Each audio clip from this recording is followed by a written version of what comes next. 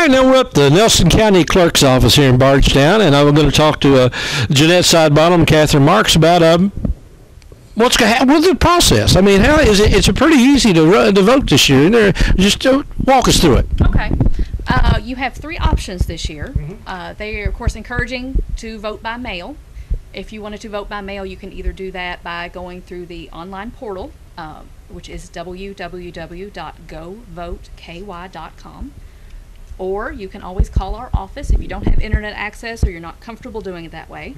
Mm-hmm. Our phone number is area code 502-348-1820, and it is option 7 will get you the elections department. Okay. We're just going to ask you to verify name, address, birth date, phone number. We will then, at that point, print you out an application and mail it to you first. Thing to remember right now about all the applications I have mailed out, because we've mailed out thousands, they have to be back in my office by June 15th. That is the deadline. Mm-hmm. So it is easier this year because you can either mail it back, or if you're not comfortable with the mail or we're getting close to that deadline, we do have a drop box that we've installed at the front of our office. If you deposit it there, by June 15th you will get a ballot. And then the ballot itself has to be back.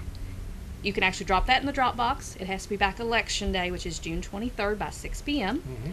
Or if you take it to the post office, it has to be postmarked by June 23rd. Okay. So that's what you need to remember right now. So, and they're telling us the mail is running a lot slower than usual, so that's why we're encouraging people to use our drop box more than usual, just to make sure we have that by June 15th, that application. I'm going to speak a little of our Dropbox. We had QSI from here in Bardstown put it in. It is secure as dropping your $1,000 at the bank in their Dropbox. Yeah. A lot of people has called. They don't like the mail-in ballot. They don't want to use it. So I'd gotten with the county judge executive. He helped me purchase this Dropbox. It's as secure as you can get. Yeah, well, I saw it out front. Yeah, it is. It looks just like one at the bank. We're in the process. We've got our cameras put up, one on the outside, one on the inside. We know who's dropping their ballot off. If there's any questions, we've got the video. It is as secure as you can get. That's the big question this time. A lot of people wonder about security. Right. Obviously, the mail system, and that's going to be checked when it comes in. Yes. A dead person's not going to be able to vote. I mean, how do you make sure all that's how make sure that happens? Like I said, that's why when person calls, we ask them for that information: birth date, name, address.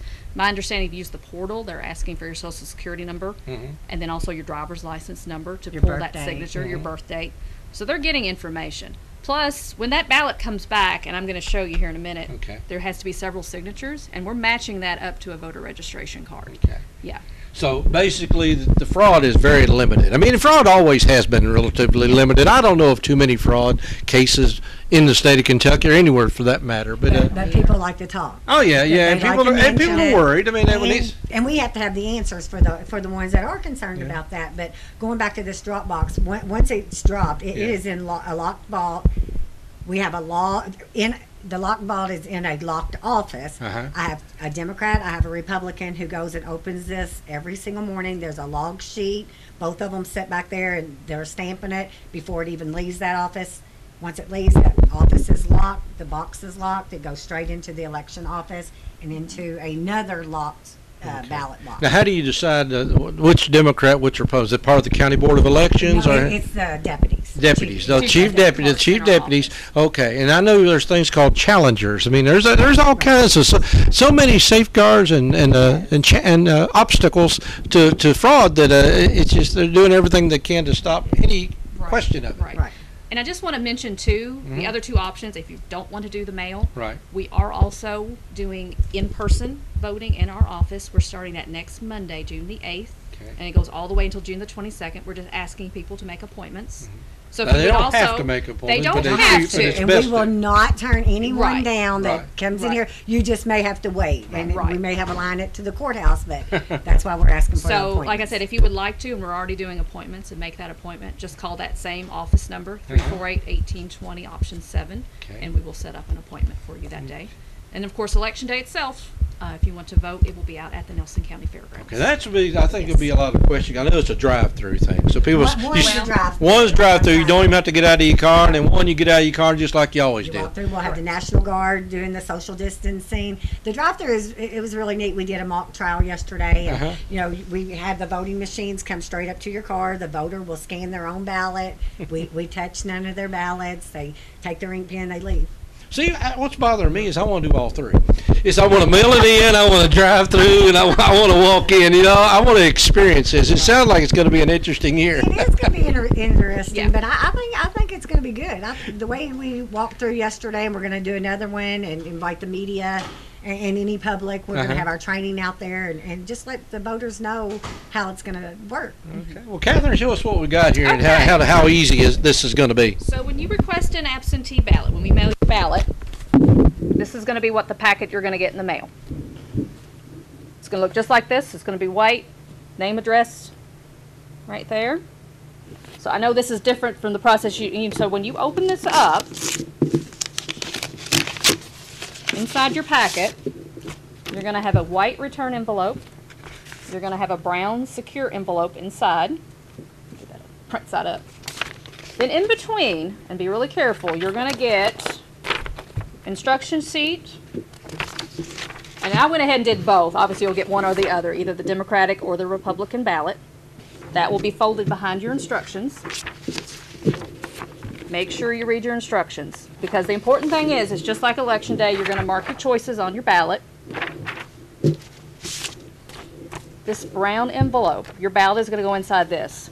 You'll see here in the middle, it says, voter must sign here. So I'm going to pretend I'm this voter. So I'm going to sign John Q. Public. After you've marked your choices, you're going to fold your ballot. You're going to put it inside this envelope. You notice there's a flap on the inside. Do not tear off this flap. Must stay attached. You are going to seal it.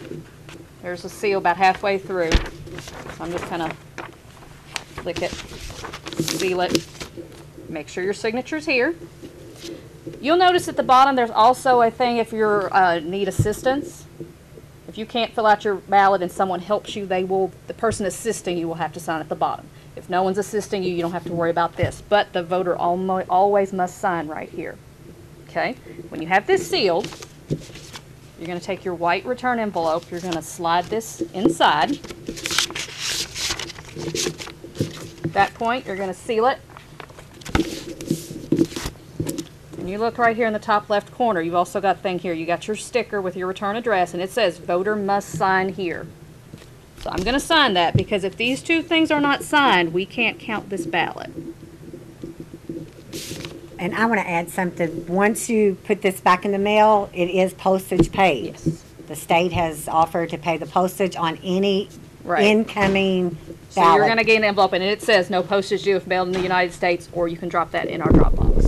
So you voted. Basically, what you've just Like I done. said, make sure you mark your choices. Make sure you sign those two places on those two envelopes. Okay. Now, critical dates are June 8th. I believe you said you start voting here Start voting in House. to the June 22nd. to the 22nd.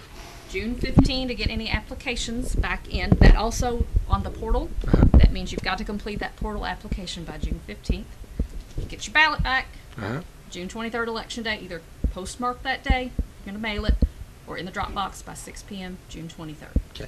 And the one voting place is going to be at the Nelson County Fairgrounds. You get to drive through or get out and vote like you always did. Do you want to go over a little of the process as this ballot is coming back to the office? When it's checked? Yeah, just if you want to, feed us through it, because my main plan is to put people mind at ease. Exactly. I want people to know that this not only is easy to do, but it is extremely secure to do. Okay. So Kathy's going to get this ballot. We're going to stamp it. It's going over to the election office. It gets locked up in a election box, a little ballot box. It has 3 locks. The 3 keys are not in my office. They're to the Democrat, the Republican that's on the board, and the sheriff. We will have all 3 of those unlock this ballot. We sort them. So I'll let you go from there on the signatures and how they're checked. Right. When I get this either through the mail or through the drop box, like Jeanette said, I'm going to check it in on my computer system to say it's received. We pull the voter registration card, attach it to the front, put that in the locked box. Then our Board of Elections will meeting once a week. As a committee. Scanning committee.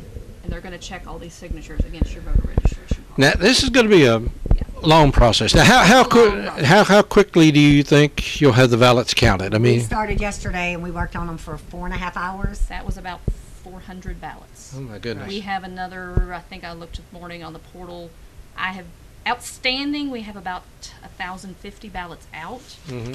There's at least 2,000 more I need to mail out. Well, I know That's some how counties big are it actually, is. some county clerks are actually closing down for a few days prior to the election just so they'll have time to count. I wanted to talk a little about that also. My office is closed to the public. Right now we're doing appointments. Mm-hmm. As we get more into getting these portal numbers coming in huge, we will probably shut down my motor vehicle side of the operation. The essential part of my office is the land records, so I will keep that land records open. But like I said, motor vehicle will probably end up shutting that down, and all of my employees be working over into the elections. Didn't count on all this when you. It's been very interesting. Yeah. Very interesting. This is about 10 times more volume than we usually see Uh-huh. in mail-in. Yes. Yeah.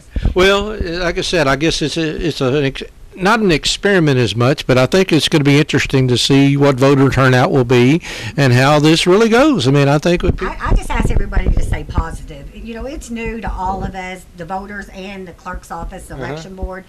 We've never had an election like this, so if everyone could keep a positive note and kind of keep the negativity out of it, it's going to work. We have to make it work. This is the hugest part of the county clerk's office, and we take pride in it. Yeah. My election board's great. My deputy clerks are great. My election team leader and the one lady that works close to her is Audrey Bolin, and they do a good job over there. Just have patience with the clerk's office. That's what I was going to say. We are having extremely high call volume. I mean, we have over 350 calls a day. It's not that we don't want to answer your calls. It's just that we are overloaded with calls. We'll try and call you back. Just have patience with us. Yeah, we have 2 ladies we've hired as temps to get us through the election season, and they're pretty much answering the phones all day. We have 2 lines in the election office, and it's pretty much on the phone. Yeah, all the day 350 when they're calls here. that I'm talking about are motor vehicle side. But we That's probably not even have that many including in the election. election department. Yeah. all this during the middle of a pandemic, and they even got an asteroid headed toward us, but we'll talk about that in another news story. I'm wondering why I haven't opened my office, but I can't meet the CDC guidelines. If I open my office, I've got 12 workers, I automatically have to reduce those by 50%, which leaves me 6. I would have 1 at each door, that leaves me 4. I would have 2 in the election department.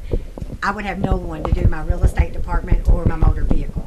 Well, just like you mentioned earlier, people should make an appointment to come in because you do have to social distance. Yes. You probably can only have so many people in the building at a time. 33% capacity, Yeah. and I'm having to share that with the PVA department if they was to open up, and they're doing by appointments also. Yeah. So we'll stay closed until after the election. Right now, I'm looking at July the 6th on opening to the public if nothing changes with the CDC, and you don't never know.